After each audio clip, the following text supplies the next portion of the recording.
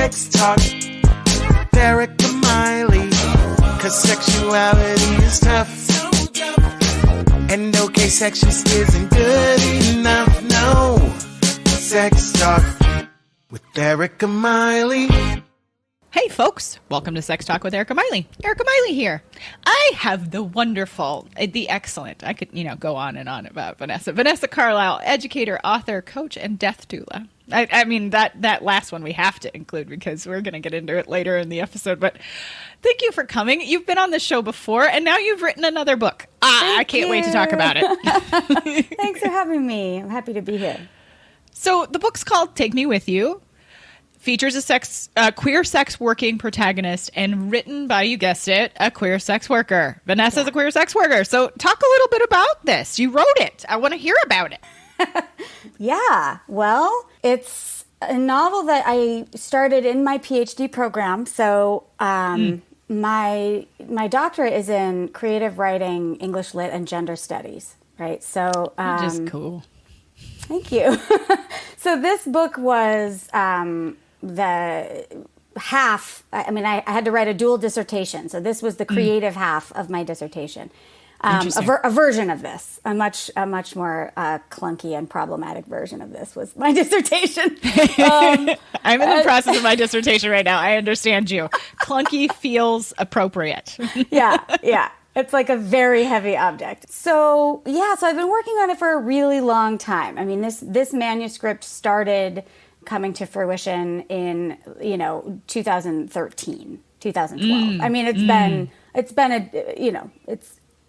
it's 8 years in the making, this book. So yeah, I feel like we live in a world that is so high, it has such high expectations of quick moving things that I don't think that writing a book needs to fit into that. So like the 8 years in the making tells me that this is a labor of love, maybe love sometimes. Is that a fair assessment?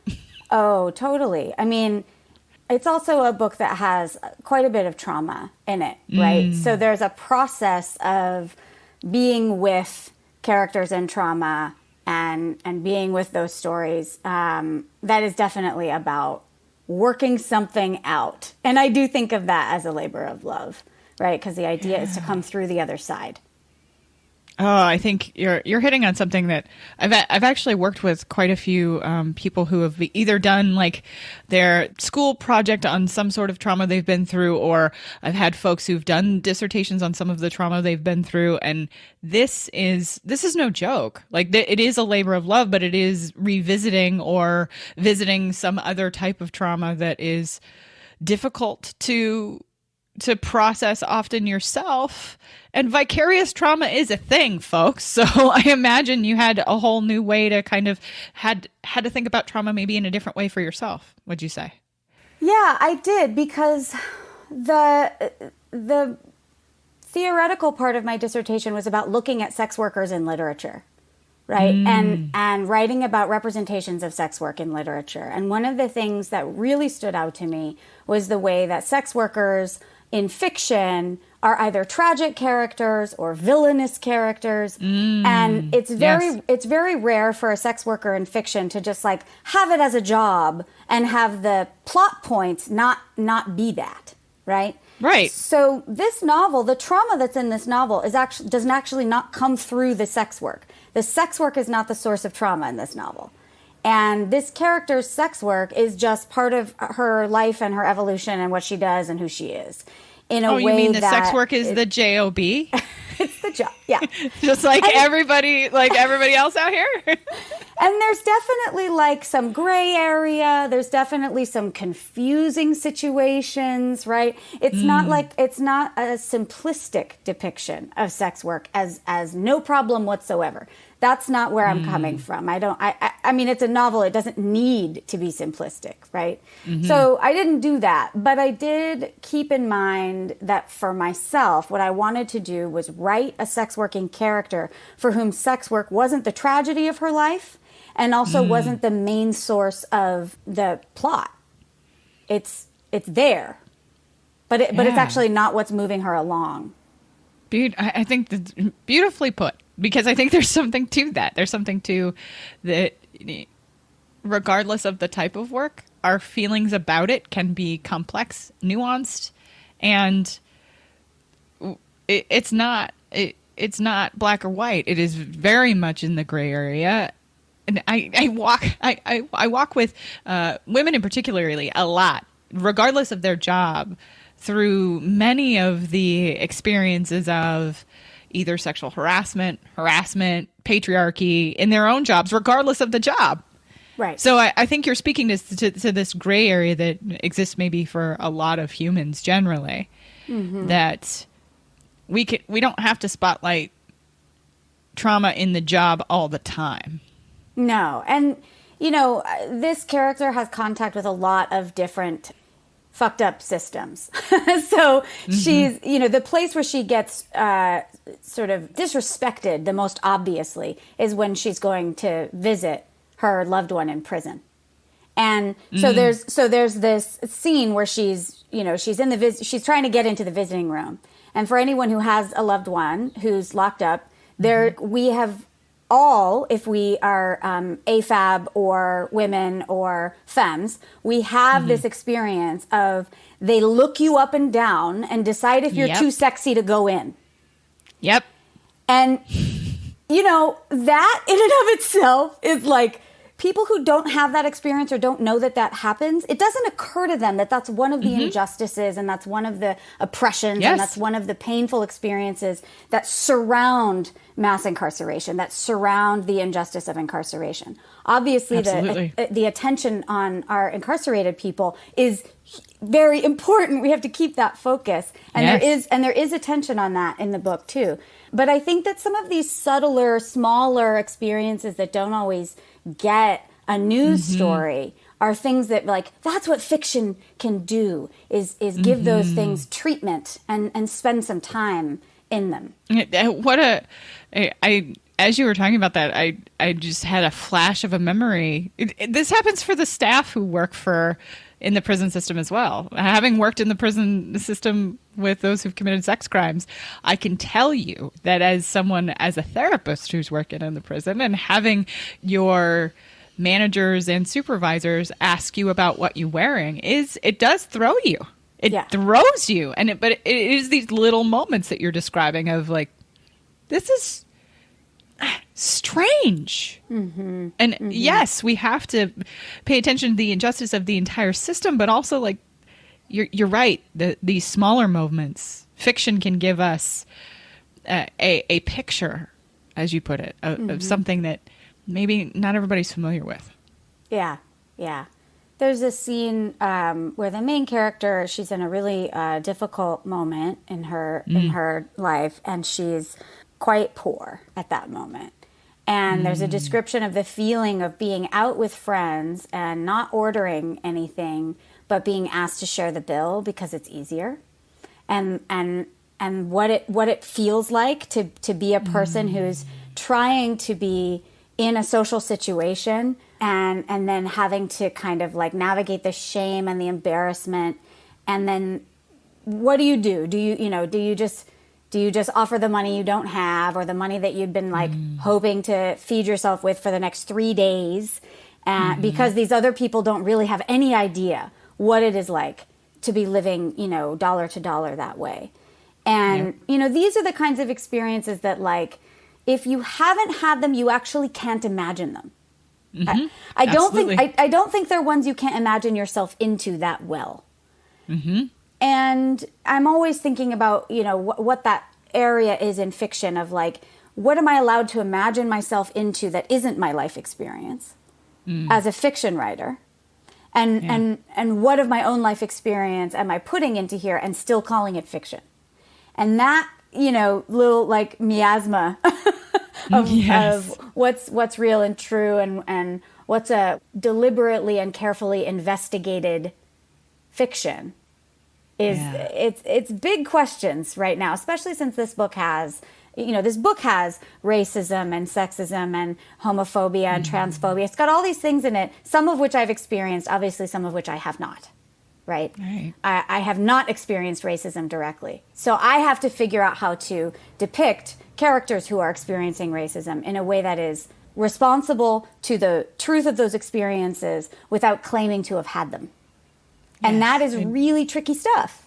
It's a sticky spot to sit in as an author and try to describe, but also attend to pain that's not yours. Right. And what do you think that your experiences have brought to writing fictions that might be missing from other writers?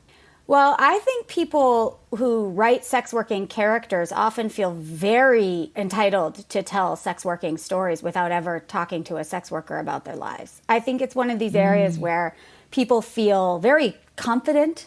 They feel overconfident to depict sex work because of what they see in movies and shows. I think people believe that if they watch a lot of Netflix shows about sex work, that they've done research. Oof. And not to disparage watching shows about stuff. Right. But you're right about this. I think that this is something that's happening. Like, I literally, what was it, days ago, obviously when this comes out, it'll be, weeks ago. But I just did a post. We were talking about making posts for social media and things like, again and again, I'm seeing influencers talk about their experiences with trauma. Mm-hmm. While also building a following around self-care around trauma, but not being trained professionals to actually help and hold space for people who have been traumatized. And I think you're speaking to something that is very similar to this, in that that people watching a thing or looking something up on the internet does not necessarily mean you have talked to a person who's had this very real lived experience. Or that you have the ability to hold that story inside of you and honor it. I think you're speaking to something that is very culturally that I think we're grappling with just the sheer amount of access to information that we have. Right, and trying to figure out like what kinds of claims need what kind of evidence, what kinds of stories need what kind of lived experience. Right, trying to figure out how to match those things up. And so there are definitely hookers out there writing books. There's lots of hookers writing books. And there's quite a few memoirs coming out that I'm really excited about. But we don't tend to see out-of-the-closet sex workers writing fiction and getting support. And beautiful. I think you're saying something so important right now. And you're absolutely right. Well, thanks. I mean, I have experienced this with this incredible amount of stigma that's just in the air, right? People who are fine with sex work as an idea think there's no more stigma, right? They're like, it's no big deal anymore. Like, people are fine. Like, celebrities are on OnlyFans. We're fine, right? They don't understand that there's actually like real, constant, terrible stigma happening because we're still living in a criminalized environment, and that it's life or death for quite a few people.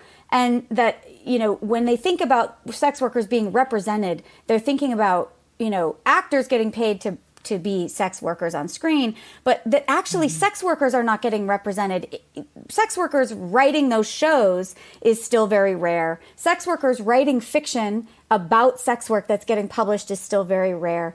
So my life experience as 22 years in the sex industries did bring to bear on this book. And it likely will bring to bear on all my fiction, because I'm interested in working with stories from my communities and bringing them to life in this way. I think you're kind of answering the next question that I had for you, which was how does creating maybe even a fictionalized part of you, maybe not all of you, but even a part of you, teach you about you? Yeah, it's so interesting because this is my second novel. So my first novel, I did sort of struggle with narrative distance, which is the term we use in fiction for understanding how far the reader is from the character. So in other words, if you read a book and it's written in first person, I did this, I did that, right? Both of my novels are written in first person.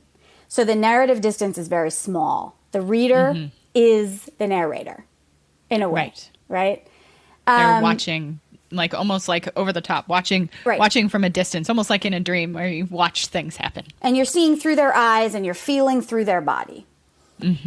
People assume when you write a first-person novel that you're writing it from a sort of memoir position. People assume that you're writing yourself when you write a first-person novel because you're using the I as the, as the positionality. You're not writing third person. He, she, they did things.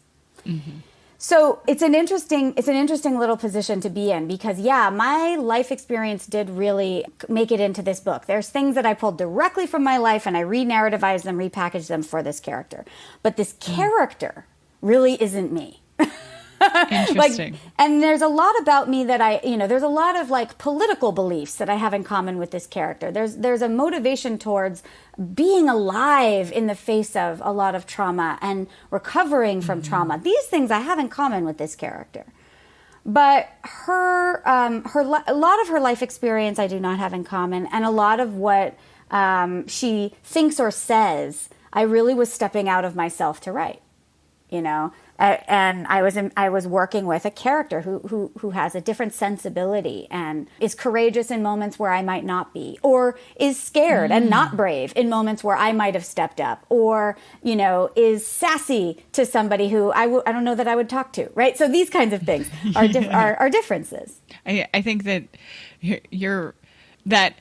Almost, I would imagine that you would have to do almost some mindfulness exercise around this, like almost imagining it in your own head. Like I've got to put some distance between me and this other character, so that I can understand how the person reading this will hear it or read it themselves. It seems quite the task to create that distance even in your own mind. There's a lot of questions. So, like, how would I handle this situation? Okay, now how would Kindred, who's the character, how would she handle this situation? Are they the same? Because if they're the same all the time, that's actually not great.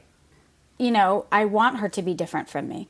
I imagine that anytime you or anybody else has written a character that is really close to your own self, it would be a very difficult to divide to manage. So I do wonder, like, as you went through this process, what do you hope came across that might teach a baby queer person, or really anyone? Like, what do you hope came across in this book, or will come across when our listeners read it? Because you all should read it.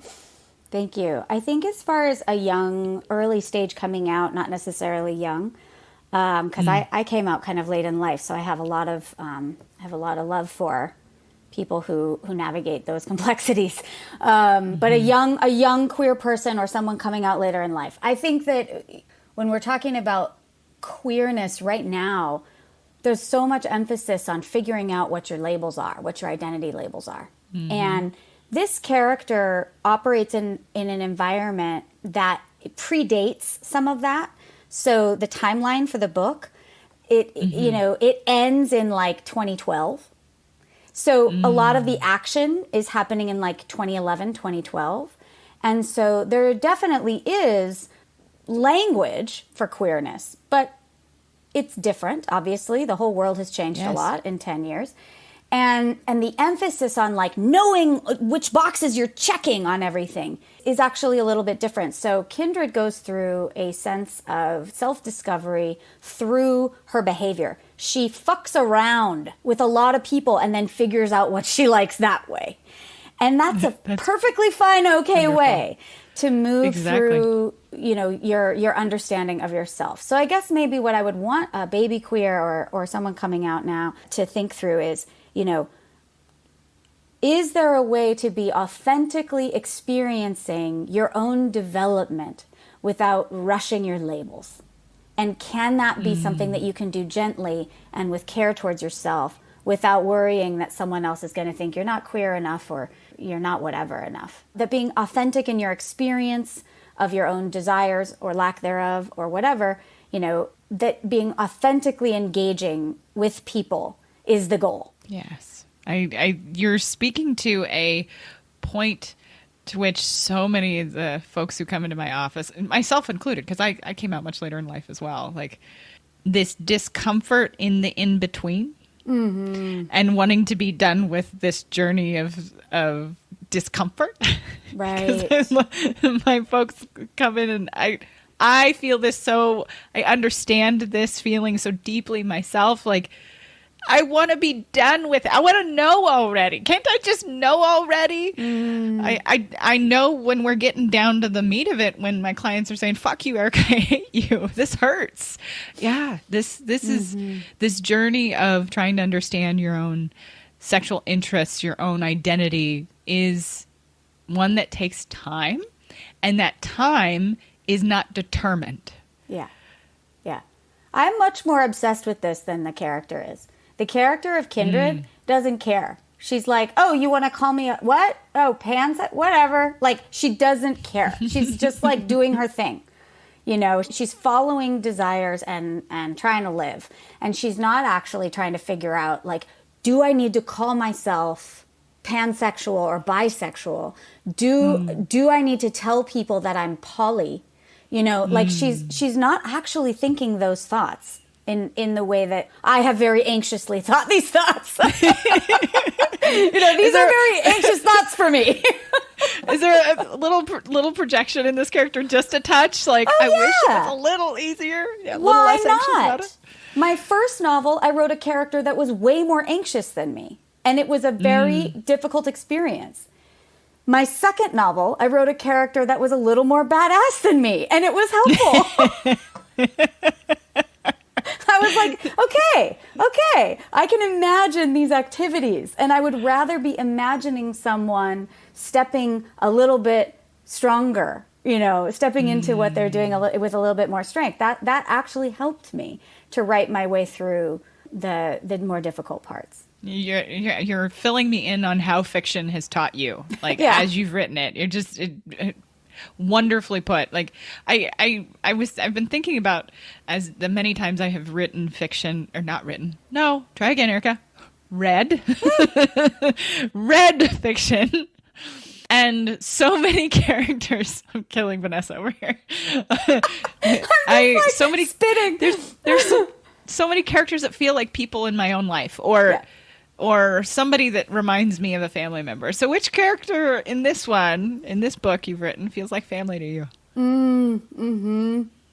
Which one feels like family? I love this question. I don't know how to answer it because they all kind of do. I think there's characters that I feel I know really well, and there's characters that are like kind of composites of characteristics of people I know well, right? And then there's people who I just made up. So absolutely. That sort of complexity really makes for a grab bag of people. I have to say, one of the most irritating, like an irritant character in the book, his name is Griffin. And he's a sort of submissive. He's not very self-consciously submissive. He doesn't understand that much about kink at the beginning, but he starts to understand that that's really where he's coming from. And he's this kind of like privileged, like came from money and then kind of tries to live poor thing. And he's just this like, you know, sort of slightly annoying white boy that I really know. Oh, no. And like, as you describe this, I actually have in my past, I mean, you said Griffin already, so luckily nobody will absolutely know who this is. So like I have a Griffin in my way long past ago that actually sounds like this person. Right. So what are you doing to me? So he's no one in my family currently. But I definitely have, you know, like I pull, I mean, you know, but I just feel like, woo, I really know this guy. Like this guy who like really means well, but like fucks things up because he doesn't understand that he's a white boy doing things. Like doesn't understand that him just being in places affects the places. Oof. I have some serious memories right now. That's what we're going to talk about after we're done recording. Oh my gosh. So, speaking of vulvas, like this, I mean, the whole season's about vulvas. That's why I say speaking of vulvas. You have a death doula story for us, and I really want to make sure that we allow for enough time to tell it.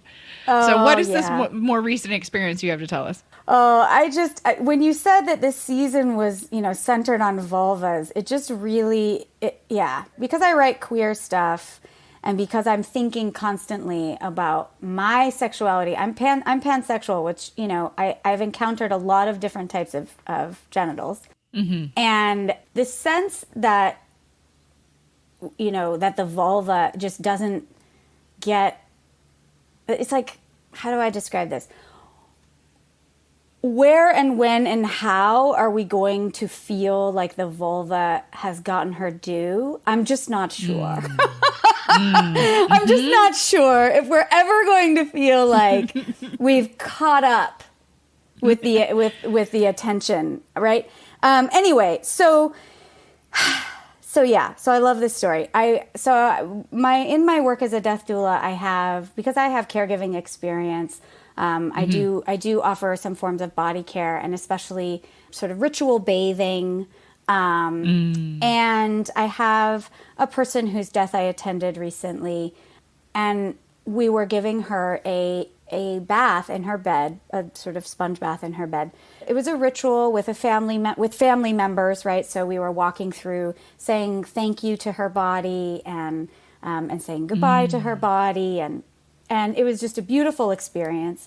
And I was speaking to her, telling her, I'm gonna wash your hand now. I'm gonna wash your forearm now, and making sure that I was getting consent and letting her know where we were going to be touching her. And when it came time to wash her vulva, I realized I haven't asked this person what word she uses for her own body, and so. I said, I'd like to wash your vulva if I have permission, and that's what I call it. What would you like me to call? What would you like me to call this part of your body? And she basically went like this: shrug, whatever. And I'm like, okay. So I would just say vulva, right? But the moment seemed right for like some levity, and so I said, well. A lot of people have names. Like sometimes they have a family name. My grandma used to call her Fanny. There's all these kind of different words we can use. I said, well, in our house it was privates. Privates, right? Mm-hmm. Like a soldier. And I said, can we call it something cute? And she said, yeah. I said, okay, well, I'm just gonna wash your crepe then. And it just came out of nowhere. But it was like so great. Cause she likes speaking French, and so it was personal to her to call her vulva her crepe. But then it was like, then we were laughing, and then it was just like this very sweet, lovely moment. And it's like, politically, if you ask me, I'm going to say I'm on the side of using accurate language for body parts. Blah, blah, blah, blah, blah. I want to use the word vulva. I want people to understand the legs of the clitoris, right? La, la, la, la. But when it comes down to like a very intimate moment with a dying person whose body is being loved and cared for like this at the end of her life. Yeah, we called her vulva her crepe, and she loved it and laughed, and it was gratifying. I do think there's room for this, though. I think you're just there has to be room for this. Yes, we in the sexuality field, of course, we want to use the words, but there's just like, if we can create levity in darkness, in fear, in the unknown, what a wonderful gift you gave her.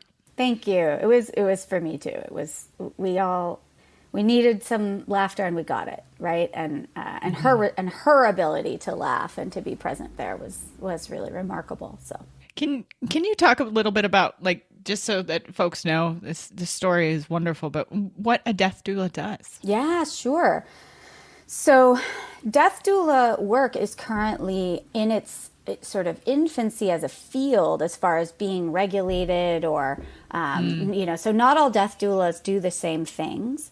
I'm a NEDA proficient, NEDA National End of Life Doula Association. I'm a NEDA proficient doula, which means I've taken a test and I've done a training course and all these kinds of things. A lot of doulas volunteer in hospice for a while in order to kind of get a feel for being with the dying. So a doula does non-medical support for families, for the dying, for their families, for their loved ones. If we use the word family very loosely, whoever your frontline people are for your end of life, a doula is there to support. And it can be anything from, respite care, like I'm going to sit bedside with your dying person while you go take a break and run to the grocery store or, smoke a joint in your car or whatever it is you need to do. It could be, holding some space for some facilitation for a family that is trying to have a hard conversation and they don't really know how to get it out. Like, they're working with the dying person's paperwork and they have questions of each other and it's hard to have that conversation. So a doula can sometimes, create space for that conversation. So body care, also creating environments. So for people who are lucky enough to die at home, you have a lot of control over the environment, and a doula can help with creating sensual experiences for the person who is dying that are pleasant and calming at the end of life. A doula keeps their eye out for, where's the light? Where's the sounds? Where's the bed in the room? That kind of thing. If someone's dying in a hospital, a doula can help brighten up the space and help create a little more personal touch to the space, right? So it really depends on what the needs are of the person. And a lot of doulas, including me, would love to be working with people far before they're actually in their dying time so that we can help them with their plans. Because one of the great gifts we can give our loved ones is to have a plan written down. A lot of the difficulty that happens at end of life happens because people don't know their loved one's wishes, or they disagree with a family member about what to do. And so if you have written down what you want, if you're very clear about what you want, the more you think through your own end of life plans, the bigger the gift to the people who are going to support you at that time. And so a doula can help with all of that planning, the paperwork, the imagining of how it's going to go and how it could best go. I remember when we were deciding the best plans we could make when my son was born, and the option of having a doula present for birth was there. And to me, having what you're talking about, having somebody who's the advocate for you as you go through this path at the beginning of life and at the end of life makes a ton of fucking sense, Vanessa. Like what you just described, I was like, why is this not something that every single one of us have access to? Right. I mean, people have been taking care of their dying since people. So it's kind of stunning what we've been able to accomplish in divorcing ourselves from death, actually. Yeah. When I think about the fact that every single person dies, how could we possibly have created a culture where nobody knows how to deal with it? Yeah. That's amazing, actually. Horrifying. Absolutely. but quite large in its scope, right? And we've given medical professionals the burden of handling feelings at the end of life, which isn't awesome for them. Absolutely. They're trying to maintain all of the things that a medical professional is trying to maintain, while also potentially not having the training to be able to emotionally support either the family or the person who is walking through that journey to death. Like, right. Expecting the medical professional who might be attending 25 other people or more in that day. Right. Allowing some tradition and ritual and pleasure at the end of life. And that's what a wonderful gift that would be. That's totally the crossover, little crossover place for me. Like, I'm a sex worker. I mean, I'm a writer and, I'm a teacher and all these things. But, like, I've been a sex worker a long time. And transitioning into death work, at first I thought, how am I going to explain this to anybody? Are they going to understand that, to me, this is an extension of work I already do? yes, it's new information for me. I learned a lot in my program. I trained with Going with Grace, and I learned a lot. But at the same time, I was gratified to feel like, oh, all my years of touching bodies and being with bodies in altered states or big feelings, because people bring their big feelings to their hookers, like being able to be present with humans in transition, humans in in crisis, humans in loneliness. How many clients have I had who are widows or recently divorced who just need touch, right? All of these things. I've dealt with grief in the body, what it looks like. Okay, that's actually great prep for being someone who can be present for a family system or a family of choice system at the end of life.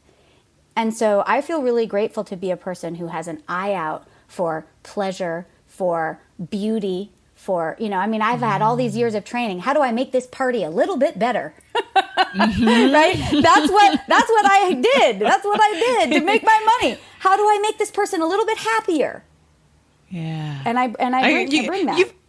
You absolutely do. You've been present for essentially the process of how we create life in varying ways. And now you're part of the process of that life ending. Yeah. You're fucking cool, Vanessa. You're just fucking cool. So how do people find you in the world? Oh, thank you. I'm going to take that into my day. That one, I'm going to take that one like right on in and take it into my day. Thank you, Eric. That's just so good. It's so good. So cool. Yeah. Okay. So I'm actually really easy to find. My website is vanessacarlile.com.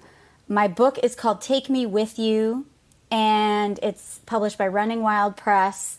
It's available on the Amazon, and although I would much prefer that you order it through your local indie bookstore. I've got that on the show notes, because if we can not give Jeff Bezos some money, I'm about that. Oh, I would. Yeah. But if you're a Kindle person, I understand you. That's right. Mm-hmm. And I'm on Instagram at Vanessa Carlile. I'm on Twitter at @vcarlile. And let's see, I have a writing course called Writing with Your Whole Body. It's a short course. It's $25, and it's on Pulp Public School. If you want to write with me, get a writing practice going with me. And I do love being a guest speaker in your college class. I love being a coach for whatever your situation is with your sexuality or your writing, or if you're doing end of life, if you're facing end of life. I'm here for those things. So I'm rather easy to find, and I hope to hear from people. Awesome. I so appreciate you coming on the show again and sharing all of this with us. And folks, go find everything Vanessa does and buy it all. And everything that she has will be in the show notes. And thanks for sticking around to the end, folks. We'll see you next time. Bye.